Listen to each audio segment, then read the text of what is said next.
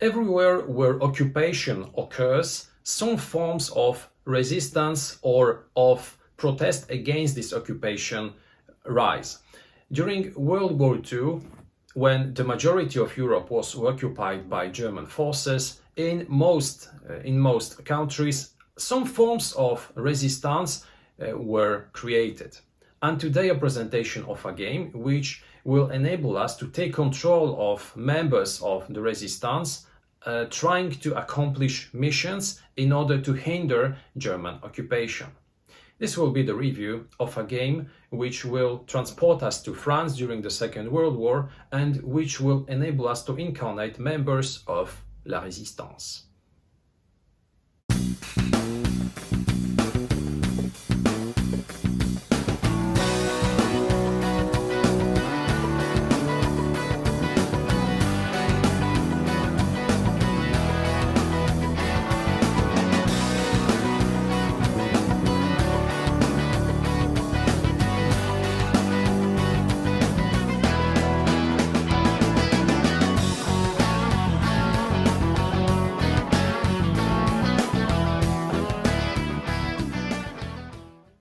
Hello, this is Michel Leviathan-Sorbet and this is a new episode of Wojennik TV.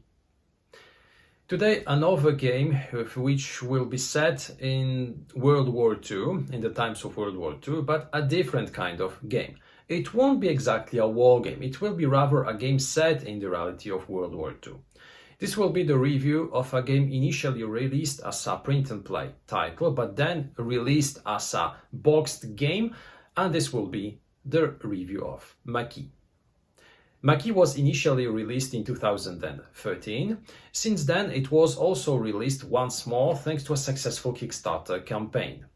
During this campaign, the objective was to gather $6,000. At the end of the campaign, it ended with a result of $141,000. So the campaign was a huge success and the game was successfully funded and released.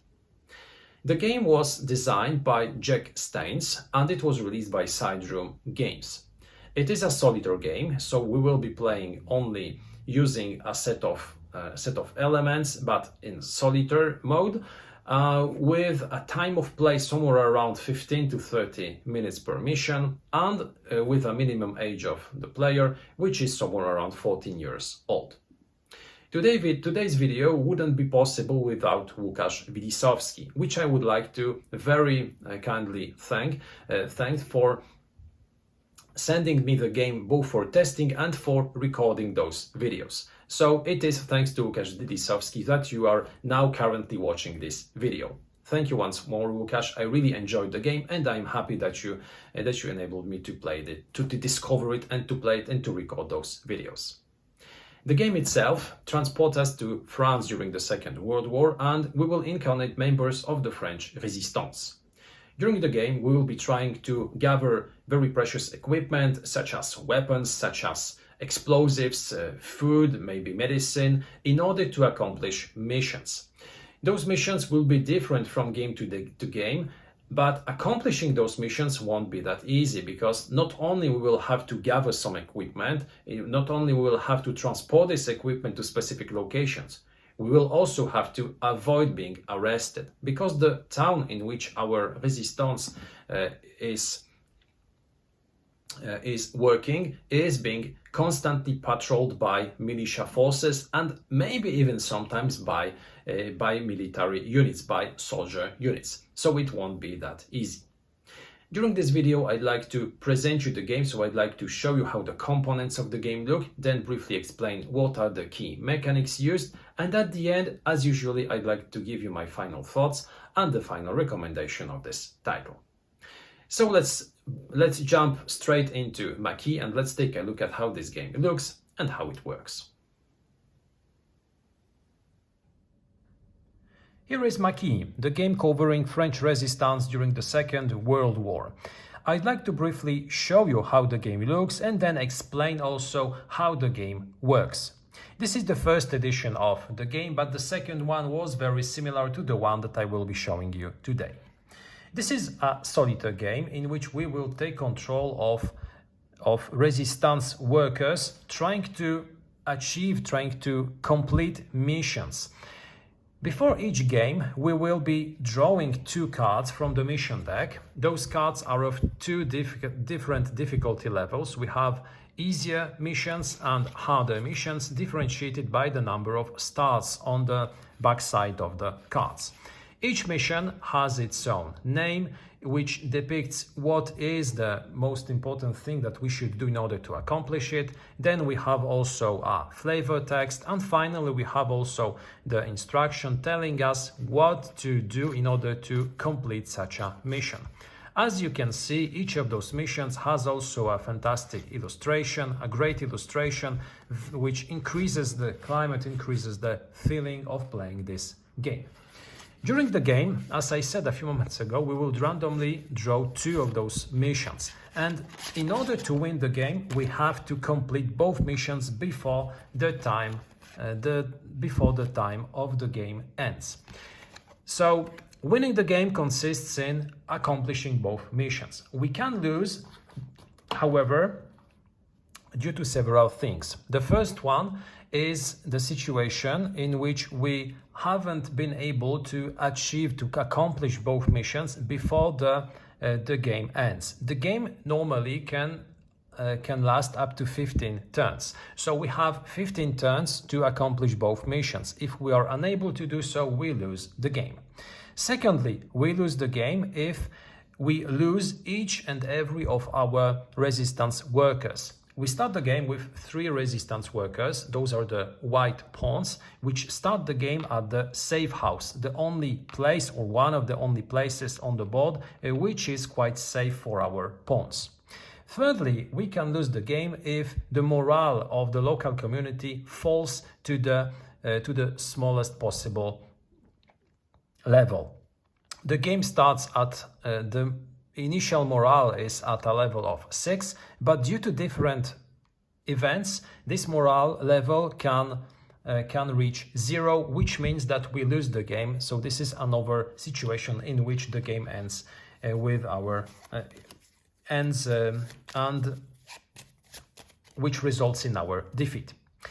Now, before the game starts, as I said a few moments ago, we have to randomly draw 2 mission cards and we have to prepare all the other elements. The most important element, apart from the playing pieces, which are the white pawns for the resistance workers, the blue pawns for the patrol, for the milice forces, which will be patrolling the streets of the city, and the red pawns, which are soldiers who can enter the game if we are aggressive enough during the game. And finally, we have the board which represents the city in which our resistance workers act and where the resistance takes place. This board depicts different elements, different parts of the city, which, as you can see, is located at both banks of a river. We have different spaces which are connected one to another with roads. Those roads are important in terms of finding our way home at the end of each day, because we will be playing 15 days, and during each day we will be placing our workers, sending them to the city in order to activate them during the action phase. But at the end of each day, each of our workers will have to return to the safe house and to avoid patrolling the city during the turn. So a turn of Maquis looks very simple, because firstly, what we do at the start of each turn is to send one of our workers to one of the locations on the board. We will be sending those workers in order to activate the spaces and to achieve some benefits. Each space has a depicted benefit, which can, for instance, grant us a resource type. We have 6 types of resource. We have food, weapons, we have medicine, money, we have explosive, we have documents. And each of those assets, each of those elements will be important in terms of accomplishing different kinds of missions or maybe executing some actions. For instance, if we want to acquire a weapon, we have to spend money. If we want to increase morale, we have to spend food and medicine. If we want, for instance, to acquire money, we have to spend medicine or food. So those resources will be needed in order to activate some of the spaces and to obtain their benefits, but also to accomplish some missions. For instance, one of the randomly drawn missions is coded messages, and to accomplish it, we have to gather weapons, food, and money. So, when sending a worker, we have to keep in mind what we want to do during a turn. For instance, I could start my turn by placing my worker at the doctor's because I want to obtain medicine. But this won't be that easy, because after placing each worker, we have to draw a random card from the patrol deck, and we have to place a patrol piece onto the playing board. Now, each patrol card has 3 locations, telling us at which location from the first to the third a patrol pawn will be placed. So we firstly take a look at the first location and we verify if this location is empty or occupied. If it is occupied, we verify the second one and so on. But if a location is empty, we place a patrol piece onto this location. Now, placing a patrol onto a location has several implications. Firstly, we cannot place a worker onto a place where there is already a pawn. And it doesn't matter if this is a white, blue or red pawn. Only one pawn can be placed onto each location. Secondly, a pawn, blue or red one, placed onto a location blocks lines of communication. Because as I said a few moments ago, at the end of each turn, our workers will have to find a way to return to their safe house. And they can pass only through empty spaces or spaces occupied by other workers in order to return safely to their safe house. If a space is being occupied by an enemy piece, we cannot return through such a space, and such a worker, such a resistance member, will be arrested and permanently removed from the game. So it is quite important to place our pieces in such a way in order to enable all the pieces to return safely home. So, for instance, after placing all those pieces onto the board, the number of patrol cards drawn will be equal to the number of resistance workers that we are using, or it will be equal to the red number on the current morale level spot, depending on which number is higher. If the number printed is higher than the number of workers, we will be using the printed number. If the number of workers is higher than the red number, we will be using the number of workers. Now, morale is an important factor because not only it can influence the number of patrol pieces placed onto the board. Secondly, as I said a few moments ago, if it drops to if it drops to 0, we lose automatically the game. So after placing each and every piece, both the white ones and the blue ones, we can pass to the activation of the spaces. So for instance, I could grab a medicine token thanks to a resistance member placed onto the doctor space. I could then trade this piece at the black market in order to obtain money, but I would have to reduce my morale at the same time. After executing all those actions, the workers return safely to their safe house. It is possible for a worker to execute an action on a space even if the worker has no way home, but it is possible only on spaces which have the orange shield on the space. So we can activate such a space, but even so, the worker is arrested and removed from the game. Now, this is not the only situation in which resistance members can be arrested, because it can happen, and it will sometimes happen, that all the 3 spaces which are indicated on the drawn patrol card are already occupied when drawn. If such a situation occurs, that each of the 3 places is already occupied, we once again return to the first location and we verify if this location is occupied by a white piece or by a red or blue piece. If it is occupied by a red or blue piece, we pass to the next location. But if such a location is occupied by a resistance member, such a resistance member will be arrested, automatically removed from the game and replaced by the blue or red piece. So it is also possible to lose pieces during the patrol phase, which means that it is also possible to lose over pieces during the final resolution if those pieces have lost their connection to their safe house. It is possible during the game to create new spaces, because we have 3 blank spaces, 3 spare rooms on the board, which can be used in order to bring additional buildings to the game. We can build a chemist's lab, we can organize another safe house, we can create a smuggler location, we can hire an informant, we can hire a propagandist or a counterfeiter. And placing such an additional building will grant us the benefits indicated on such a building. It is important to choose wisely which buildings we want to activate, because firstly, it requires us to spend money in order to place them. Secondly, we can place only 3 of them. And thirdly, it is highly recommended to take a look at the missions that we have to achieve, because sometimes we will have to choose the buildings which will enable us to receive the resources needed. For instance, the chemist's lab is the only way to obtain explosives. If our mission requires us to use explosive, we will have to construct a chemist's lab in order to complete such a mission. Now, we might also explain when red pieces are used. During the game, it is possible to discard blue pawns from the board using weapons.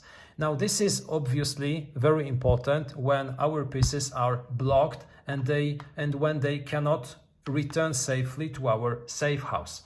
If such a situation occurs, we can use a weapon token, discard it, and at the same time remove a white piece from the board.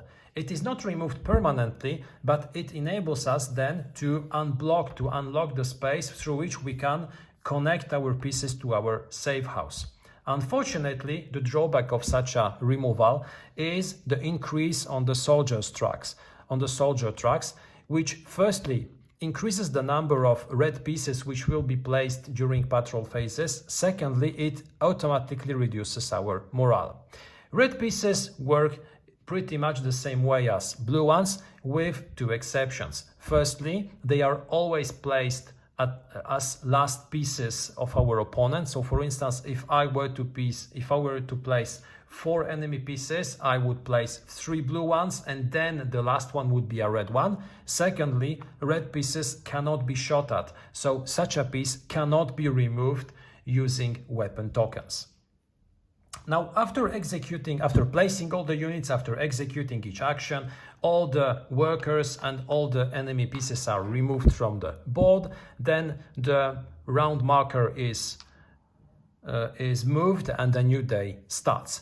If a day is depicted in orange, if with an orange background, it means that at the start of such a day, the morale of the local community drops and it decreases by 1. So it is important also to keep track of this parameter in order to avoid automatic defeat and in order to reduce the number of enemy pieces which will be placed onto the board during each turn. Now, those are basically all the rules governing the play of Maquis. I'd like to invite you now to the final part of this video, during which I'd like to share with you my thoughts concerning this title. I'd like to briefly explain what were my feelings after playing this game several times, what I believe are the strong but also the weaker points of this design. Maquis is a game which I really wanted to try, and because of several factors. The first one is because I'm a huge fan of solo games, and I am always taking a closer look at solo games which are wargaming related or which are war games, and which time of play is not as long as of any other war games, classical war games, which tend to drag for several hours. Maquis, with a time of play of around 30 minutes, is an interesting choice, and this intrigued me a lot. I wanted to try it. The second factor is that I am a huge fan of games related to everything which is connected to France or French history. And Maquis, obviously set in France during World War II, has a setting which appeals to me. Additionally, it deserves to be underlined that we do not have a lot of games which are focused on the resistance during World War II. We have this aspect in many war games. For instance, in Conflict of Heroes, we have some partisans, markers, tokens, or counters. In World in Flames, we have the partisans mechanism. We have a whole expansion for Combat Commander, which is called the Resistance. But this is not something which is the main topic of a lot of games. We have a whole bunch of war games in which we have absolutely nothing about resistance, about partisans. We have some of them where this is an addition to the core mechanics, which is added in order to add some depth or maybe to add some additional chrome. But as I said a few moments ago, games which are focused on this aspect are quite rare. So Maquis was intriguing and I absolutely wanted to try it. Now, after playing it several times, more than 20 times, I must say that I really enjoyed this game. And I'd like to explain you why. So firstly, I have already said that what I like in this game is its topic, is its focus on the resistance aspect. This is something quite unique, something which makes the game interesting and which makes the game different from others. Secondly, what we receive in the box is of a really high quality. And here I mean both in terms of how it looks, but again also how functional it is. Because firstly, when taking the elements of the box, which is not a big box, to be sincere, you won't be very impressed by the size or by the weight of the box. But when you open the box, when you take a look at the components, you see that they are of very high quality. The board is great. The cards are excellent, both in terms of quality as well as in terms of the artwork which is on them, which is extremely climatic, which instantly makes you think of World War II and of the Resistance. And I like this approach, which firstly gives you elements which are of a high quality, but secondly, which also increase the climate of the game and the feeling of the game. And in Maquis you have both elements. Secondly, those are functional elements. I love the idea concerning the board in which you have the additional tiles which can be put onto the box, but literally onto the box inside the board, which then will not be displaced due to some accidents or movements. It will remain flat. It will remain where it should be. The same applies to the small markers, which are also placed on tracks, which have those borders, which will keep the markers where they should remain. Additionally, what I like in Maquis is the fact that this is a game in which we have this feeling of a well-thought engine, because creating a game about an interesting or intriguing topic is one thing, but another thing is making it work and adding elements which will be well linked to the theme. And in my opinion, in Maquis it works extremely well. The mechanisms used in the game instantly make you think of World War II and of partisans and of resistance against the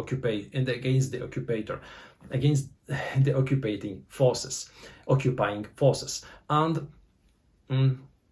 it is due to several factors.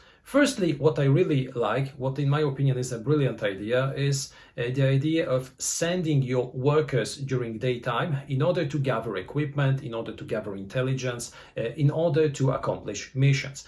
But then you have to return safely to your safe house. And this is brilliant in my opinion, because it represents how movement in occupied towns looked like. During daytime, you were probably able to move quite freely, apart from some situations where it wasn't possible, but at most times it was. But at night you were supposed to stay at home, to stay put. So you have only a certain amount of time during daytime when you should accomplish what you want for your day. Additionally, you have to find your way home, and if the way is cut, you will be arrested. So it is possible to become arrested. It is possible to lose some of your workers during the game. Additionally, the mission cards, which are brilliant, and brilliant because of several factors. The first one I already mentioned is the artwork which is on those cards. It's great, it's climatic, it's just as it should be in order to increase your feeling of playing a resistance game. Secondly, those missions are very different one from another and of a very different difficulty. And this has two impacts. The first one increases tremendously replay value, because at each game you will be randomly drawing 2 mission cards, and having several of them makes the number of combinations quite high. So each time you play, you'll have a different set of missions, which will be missions of different difficulty, which will require you to use a different strategy, a different approach. The second aspect is that the great variety of those missions also shows you the scope of what people did during World War II when being part of the resistance. You will not only do things which are of an extreme importance. You won't make only assassinations. You won't only blow up bridges. You'll do small things. You will also, for instance, spray some walls near some government buildings. You will gather intelligence. You will do other things which were also part of the underground activity during World War II. And I like it a lot because it also shows you how diverse all those actions were. What I like in Maquis is also the fact that this is a game which is quite simple to play in terms of the mechanics used, but at the same time it requires you to think a lot. It will require you to have a strategy and also to be able to change your strategy in order to accommodate to what happens on the board. So this is a game which will require you to think a lot. You won't be able to do everything that you want. Sometimes you will have to risk, sometimes you will have also to calculate which patrol cards still remain in the deck in order to see if your risk is too high, or maybe it is still possible to take it. And during the game you will be trying sometimes to accomplish missions in a certain amount of time, because some of the missions will require you to act at a given turn. And this adds another element to the game because you will be constantly feeling the pressure of time which you are running out of. You will be constantly feeling the pressure of not having enough resources, or not having the specific resources that you need, of being cornered by the patrols, or maybe by the soldiers who appear when you liquidate some of the patrols. So you will feel this constant pressure. You will feel at each turn that you have to safely return home, and that time is running, that you're running out of time. And I like this a lot because the game has a nice tempo. You know what to do, and you have to calculate how to do in order to do it before the game ends. I already said a few words about the variety of the missions and the replay value, which is very high in Maquis, and which makes this game very entertaining and which makes you enjoy it a lot. Another factor which makes you enjoy this game a lot is its time of play, because this is a game which you can easily play under 30 minutes. And at most times, you won't play only one game. You will play several games at once.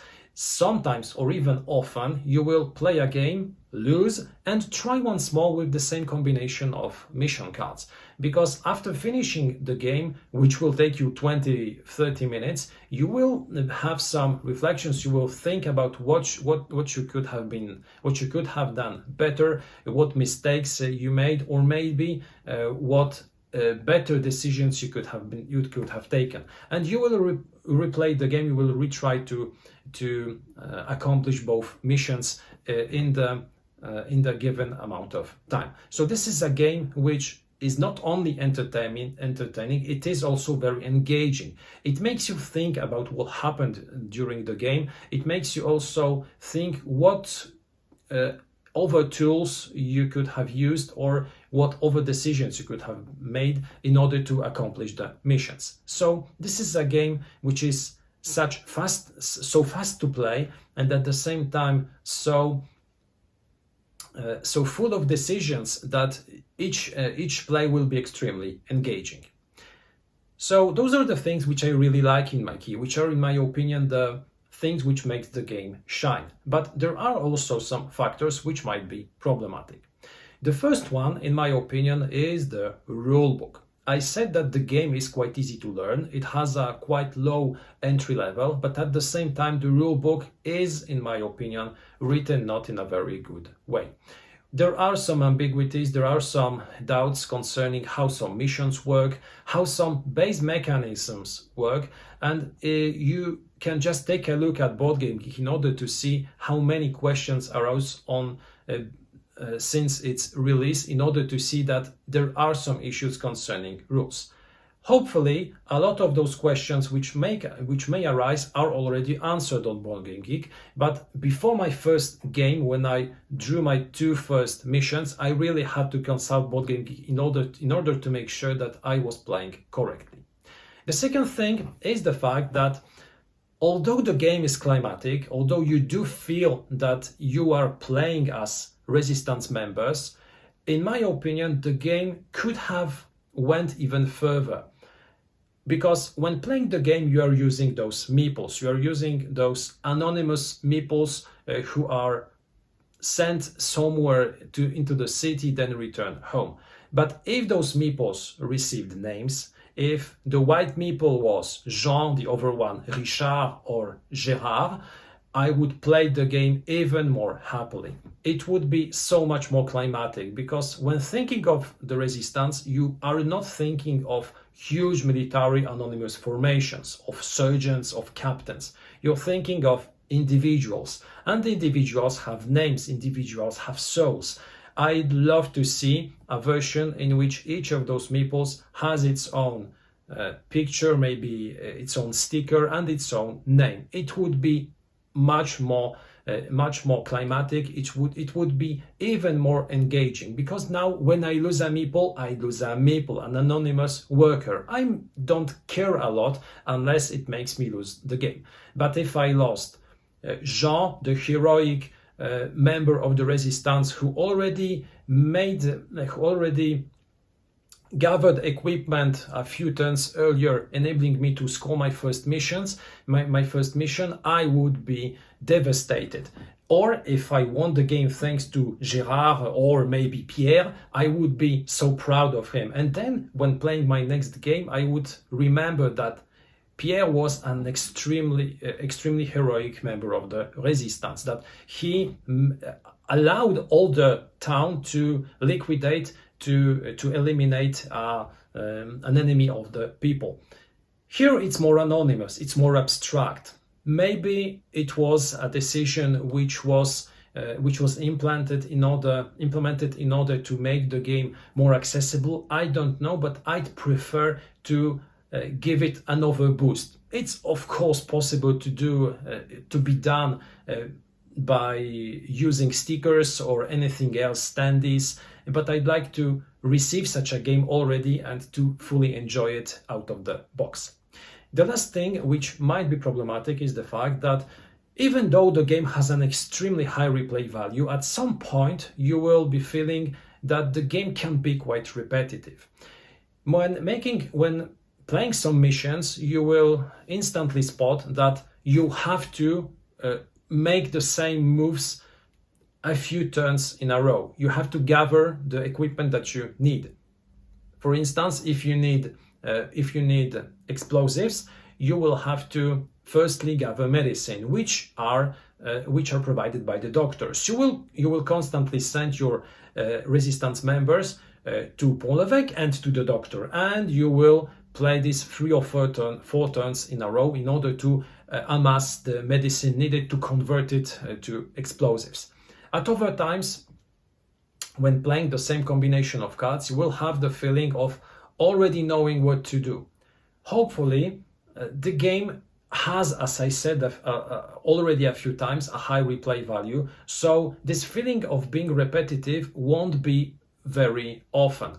Additionally, the game has different difficulty levels. You can choose from different difficulty levels. You can choose different missions which are also of different difficulty.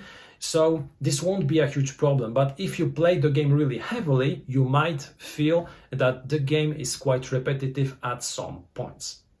Having said all that, I believe that Maquis is an extremely interesting solo game. I really enjoyed playing it. I think it's climatic, I think it's clever, I think it's at the same time very quick to play, it's very easy to learn, it's very easy to understand, although the rulebook is quite clumsy. I believe that this is one of the most entertaining solo games that I have played during the last months. I strongly recommend you try it if you have the option. This is a brilliant small design, a game which deserves its own spot in each Wargamer's collection. This was the review of Maquis, released by Side Room Games. Thank you a lot for watching it. Thank you also for taking a look at my other videos if you want to. Take also a look at what I am publishing on my Facebook and Instagram accounts. Have a terrific day and see you next time.